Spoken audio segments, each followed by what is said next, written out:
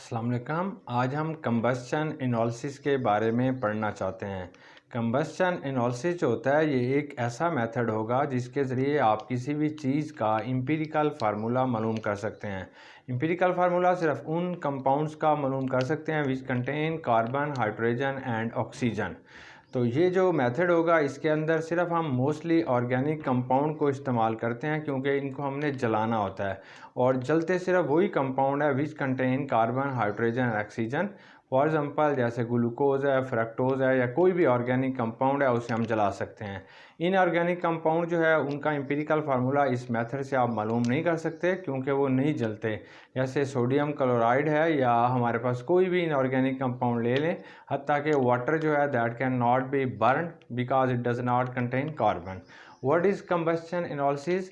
It is an element analysis and also it is known as a qualitative analysis as well as quantitative analysis है। Combustion analysis क्या होगा? The process in which we determine the empirical formula of a organic compound by combustion method is known as a combustion analysis। जब भी हम organic compound को लेते हैं तो it contain carbon and hydrogen and oxygen.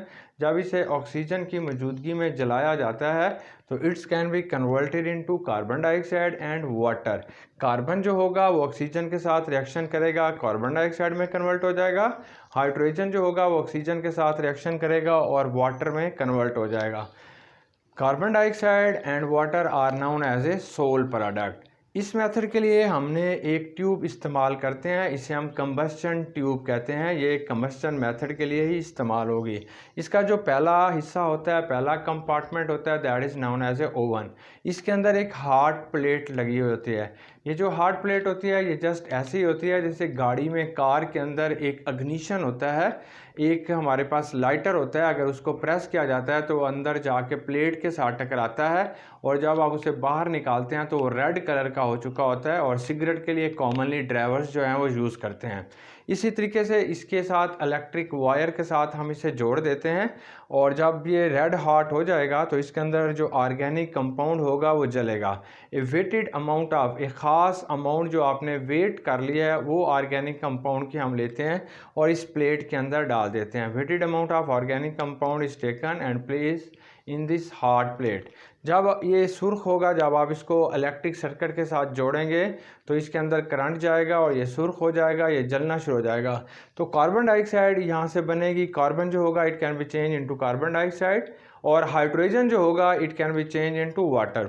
आगे हमने जो है दो अब्जॉर्बर लिए हुए हैं। First absorber is known as a magnesium perchlorate. ये इसका सोल्यूशन लिया हुआ है मैग्नीशियम परक्लोरेट का, और that is a water absorber. ये आम पानी को अब्जॉर्ब करने के लिए इस्तेमाल होगा।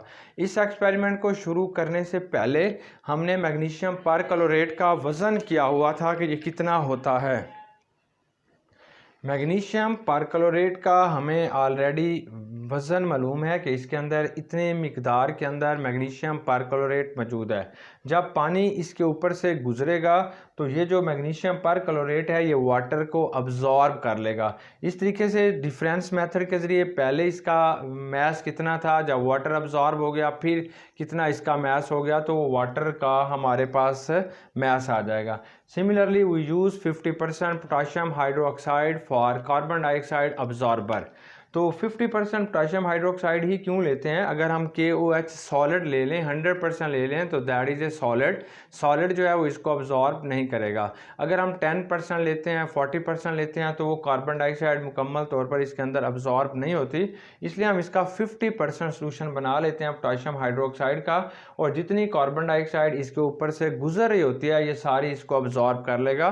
तो इससे भी हम डिफरेंस मेथड के ज़रिए, यानी पहले आपने पोटाशियम हाइड्रोक्साइड का मैस किया हुआ था और जब ये एक्सपेरिमेंट कंप्लीट हो जाएगा तो फिर दोबारा इसका मैस करेंगे तो इसके अंदर कार्बन डाइऑक्साइड अब्जॉर्ब हो चुकी है और इसका मैस जो होगा वो इंक्रीज़ हो जाएगा। अगर हमारे पास कोई ऐसा ऑर्गेनिक कंपाउंड है दैट इज़ ए हेट्रोसाइक्लिक, या उसके अंदर कार्बन ऑक्सीजन के अलावा कोई और एलिमेंट मौजूद है तो वो यहाँ पे अब्जॉर्ब नहीं होगा, वो अदर सब्सटेंसेस जो होती हैं वो यहाँ से रिमूव हो जाएगी। अब इस प्रोसेस के अंदर दो प्रोसेस हैं। एक को हम फिजिकल प्रोसेस कहते हैं। मैग्नीशियम परक्लोरेट के अंदर ये जो वाटर अब्जॉर्ब होगा that is a physical process, क्योंकि जब पानी इसके अंदर अब्जॉर्ब होता है तो सिर्फ मैग्नीशियम परक्लोरेट का जो सोल्यूशन होता है वो थोड़ा गाढ़ा हो जाता है, और अगर आप इसको गर्म करेंगे तो पानी उड़ जाएगा, तो इसलिए हम इसे फिजिकल चेंज का नाम देते हैं।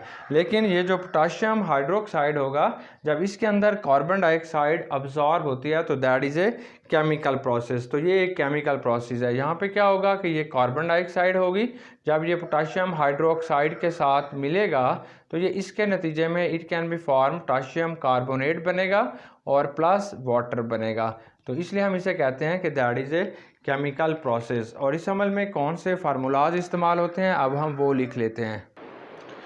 कार्बन डाइऑक्साइड में हमारा जो असल एलिमेंट था ऑर्गेनिक कंपाउंड में, that is a carbon, not carbon dioxide. लेकिन जो हमें सोल प्रोडक्ट या बाई प्रोडक्ट मिल रहा है वो कार्बन डाइऑक्साइड है। तो कार्बन डाइऑक्साइड के अंदर से हमने कार्बन की परसेंटेज को डिटरमाइन करेंगे। तो ये परसेंटेज ऑफ कार्बन, हम इसे लिखेंगे percentage of carbon that is equal to mass of carbon dioxide बटा mass of organic compound multiply. अब क्योंकि ये वो मास होगा जो कार्बन डाइऑक्साइड का हमें मिल रहा है और ये ऑर्गेनिक कंपाउंड का, कार्बन का जो एटॉमिक मास होता है वो 12 होता है, जबकि कार्बन डाइऑक्साइड का 44 होगा, मल्टीप्लाई बाई 100। इसी तरीके से परसेंटेज ऑफ हाइड्रोजन, तो mass of water, mass of organic compound multiply by, तो हाइड्रोजन का जो एटॉमिक मास है वो 2.016 होगा मॉलिक्यूलर मास, और वाटर का जो मॉलिक्यूलर मास होगा वो हमारे पास 18 होगा, मल्टीप्लाई बाई 100। ऑक्सीजन का जो एटॉमिक मास होता है, ऑक्सीजन का जो एटॉमिक मास होगा we can determine its by जो डिफरेंस मेथड के ज़रिए हम इसको मालूम करते हैं। तो percentage of oxygen is equal to 100 minus percentage of carbon plus percentage of hydrogen. So in this way we can determine the percentage of carbon, hydrogen and oxygen. Then by using the general principle, general method, how to determine the empirical formula, कि आपने second step के अंदर चलेंगे। Percentage जब हमारे पास आ जाती है तो एम्पिरिकल फार्मूला का सेकंड स्टेप पे हम पहुंच जाते हैं, जिसे हम मोल रेशो कहते हैं। Then we determine the mole ratio. जब मोल रेशो हमारे पास आ जाएगी then we can determine their atomic ratio, और लास्ट में हम इसका एम्पिरिकल फार्मूला लिखेंगे। अब हम इसकी कुछ एग्जांपल्स जो हैं उन्हें हम सॉल्व करते हैं। अब ये हमारे पास कंबस्शन एनालिसिस में एंट्री टेस्ट में इस किस्म के सवाल आते हैं कि 50 gram of organic compound containing hydrogen, carbon, oxygen is burnt and it produce 18 gram of water is absorbed in magnesium perchlorate. What is percentage of hydrogen?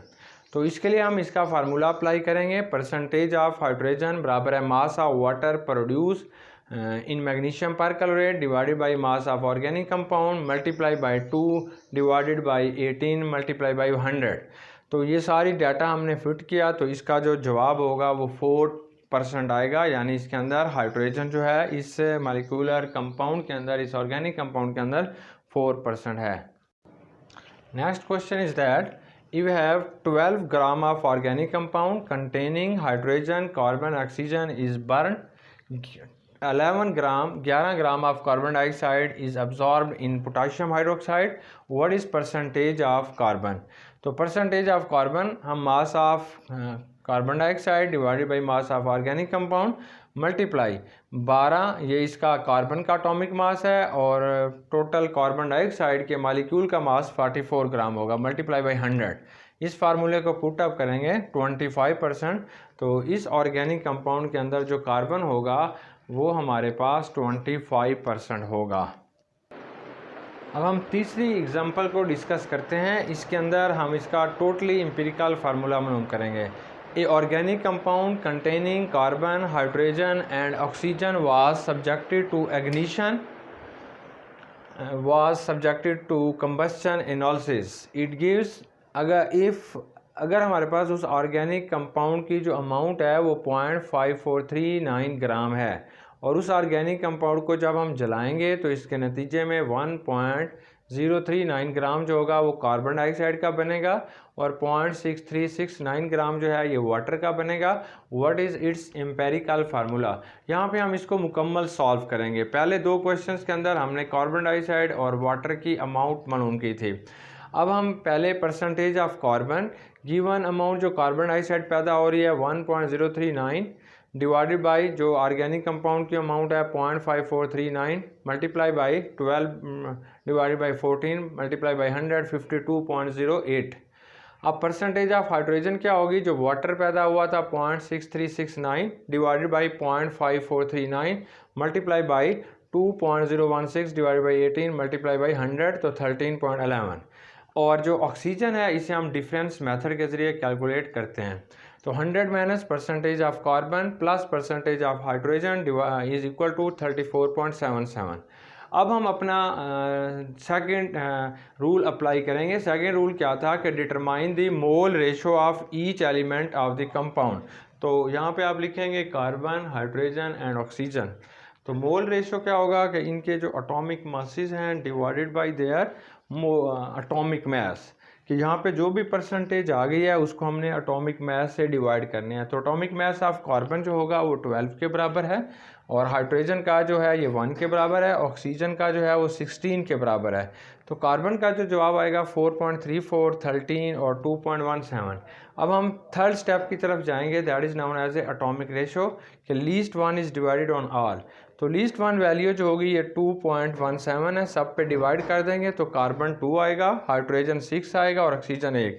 So the empirical formula of given compound is C2H6O। अल्लाह हाफिज़। उम्मीद है आपको समझ आ गई होगी।